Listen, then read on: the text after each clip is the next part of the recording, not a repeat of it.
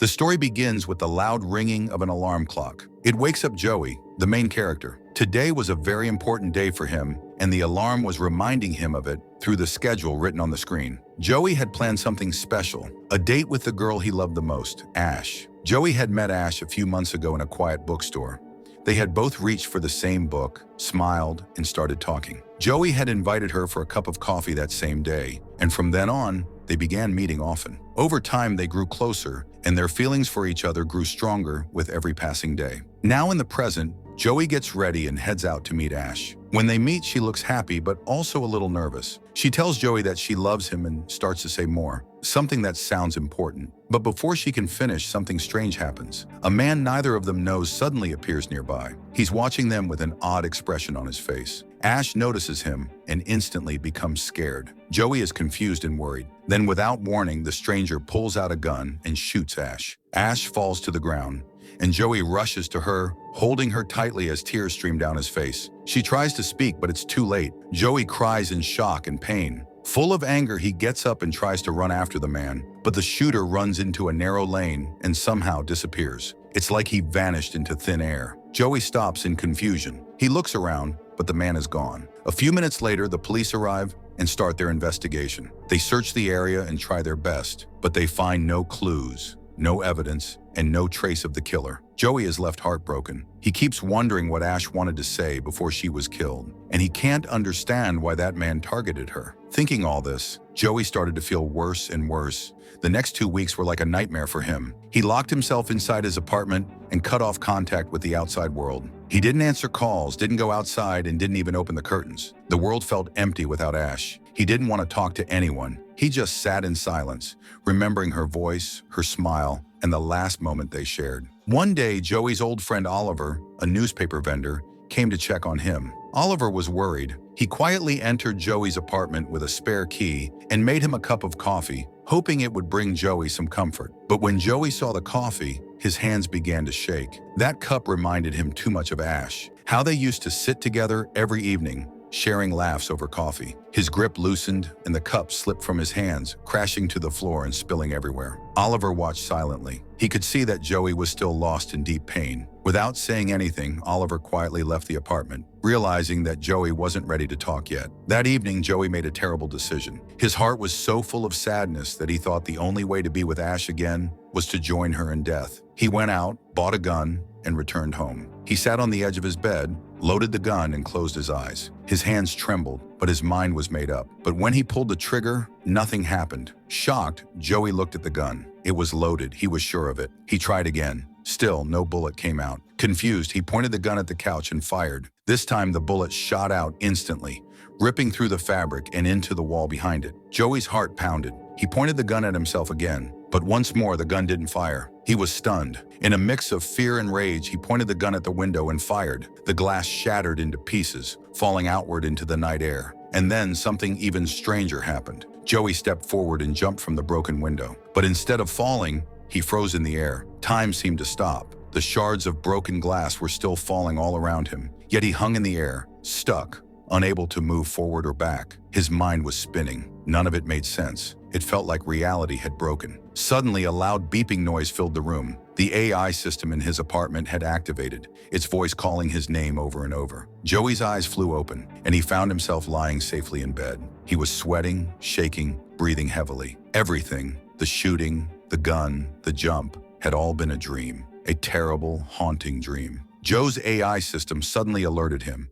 It said he had received a message from Ash. Hearing her name shook him. He rushed into the living room, where the gun was still lying on the table. The sofa nearby had clear bullet marks. That confirmed it. Ash was really dead, and Joe had been moments away from ending his own life. But now the big question haunted him. If Ash was truly gone, then who was sending him messages from her number? His thoughts were a mess. So Joe left the house and began walking aimlessly through the streets. As he walked, he pulled out his phone to check the messages, but something odd caught his eye. A woman passed by him, and her face seemed to flicker, like an old TV signal struggling to stay on screen. That's when his phone started buzzing again. Dozens of new messages from Ash flooded in. Joe couldn't make sense of any of it. Confused and scared, he turned to his friend Oliver and explained everything. After listening carefully, Oliver came to a strange conclusion. The messages really were from Ash, but they were pre-recorded, set up to send automatically under certain conditions. Ash had planned this before her death. Nervously, Joe opened the videos. In them, Ash appeared on screen, speaking calmly. She told Joe he needed to visit a local bookstore. A parcel had arrived there in his name,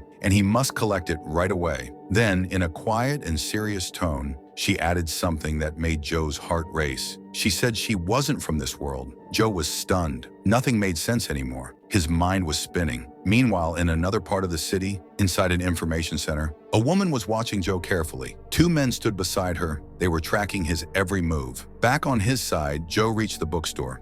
When he asked about the parcel, the shopkeeper handed him a small package. Inside was a book, nothing else. And unknown to him, the woman from the center had followed his steps and now knew he had received it. Joe stepped outside and opened the book he had just received.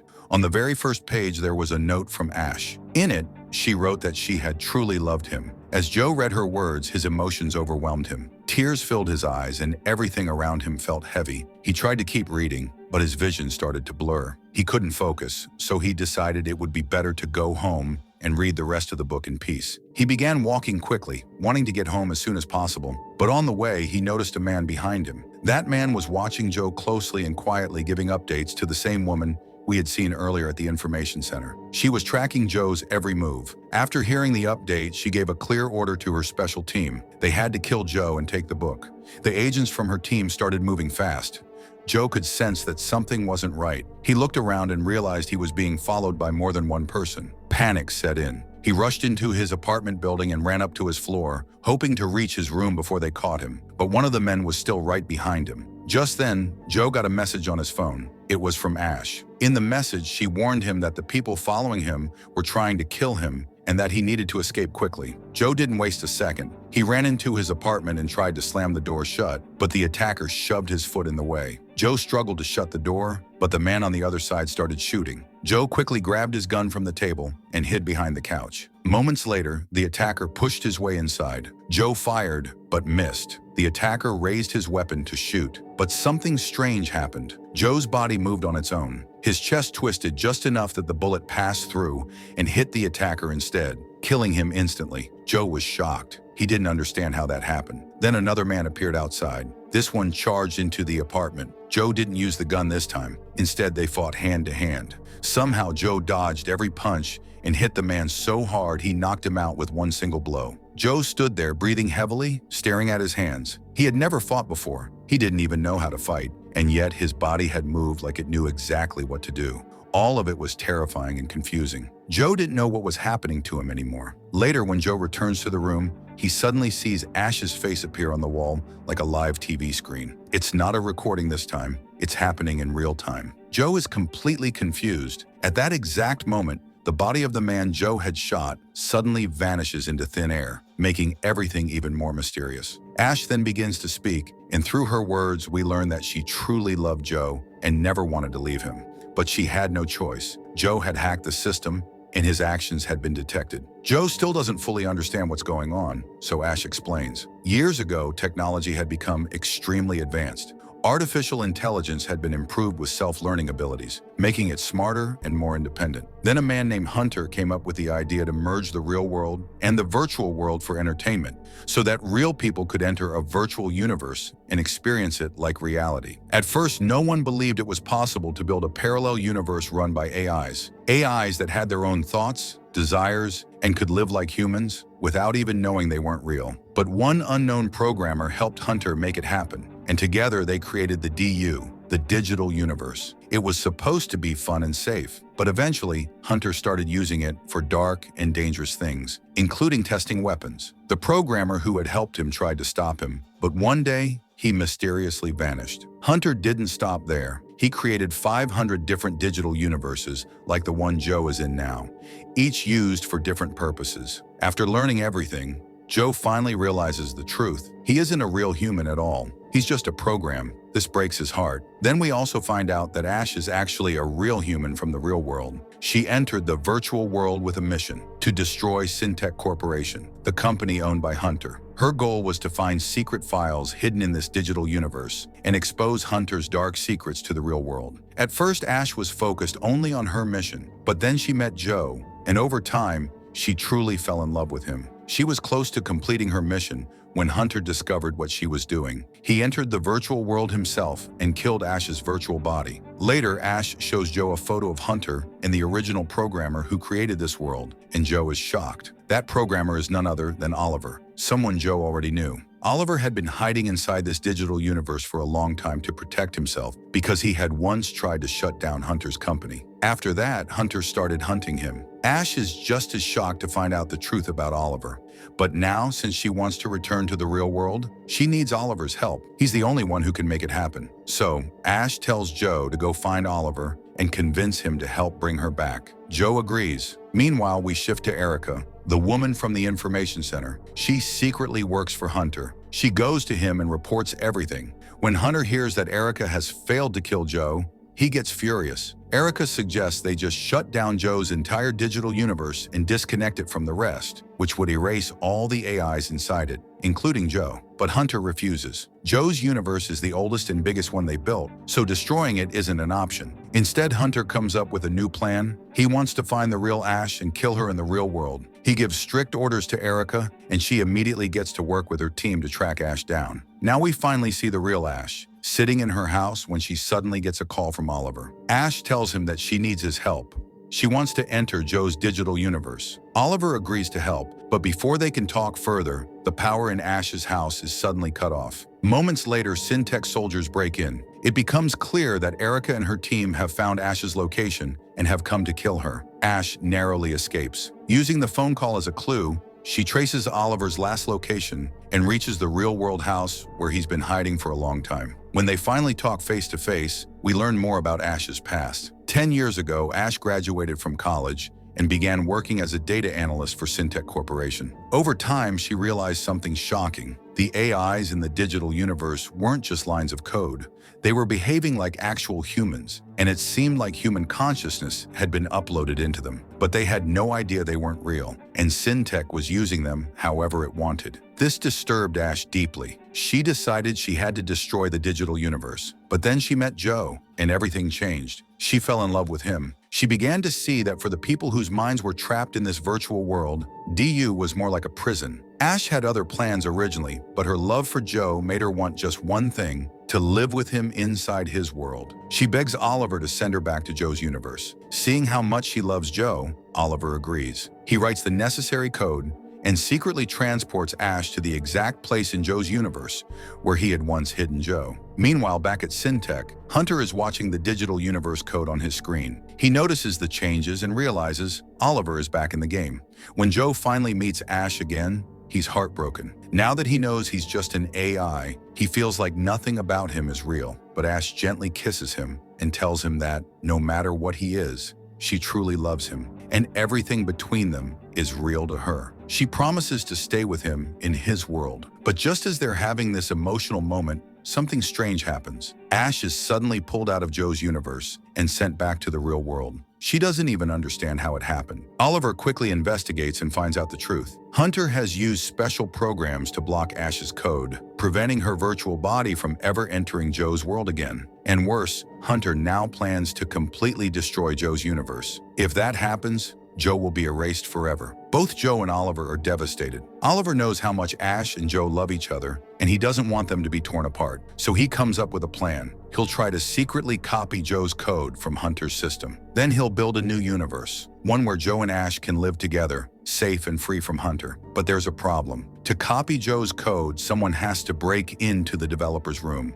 a highly secure place inside the system. In the end, if Joe truly wants to be with Ash again, he'll have to take the risk and go there himself. We also learned that Ash was terrified something might go wrong. So before she died in the virtual world, she secretly hid the key to the developer room inside a small book, one that Joe had already picked up from the bookstore without knowing its importance. Meanwhile, in the real world, Ash is on the run. Hunter has sent agents to kill her, and she's being chased. After managing to kill one of the agents, she enters the digital universe headquarters to try and learn more about Joe's condition. But the agent she captures refuses to talk and ends up dead. As Ash moves forward, another agent ambushes her and knocks her unconscious. When she wakes up, she finds herself tied to a chair in Hunter's office. At the same time, Hunter discovers where Oliver is hiding. He storms into Oliver's real-world home, brutally murders him, and destroys Oliver's entire digital backup. Now Oliver can no longer help Joe or Ash. Joe, on his own now, reaches the developer room.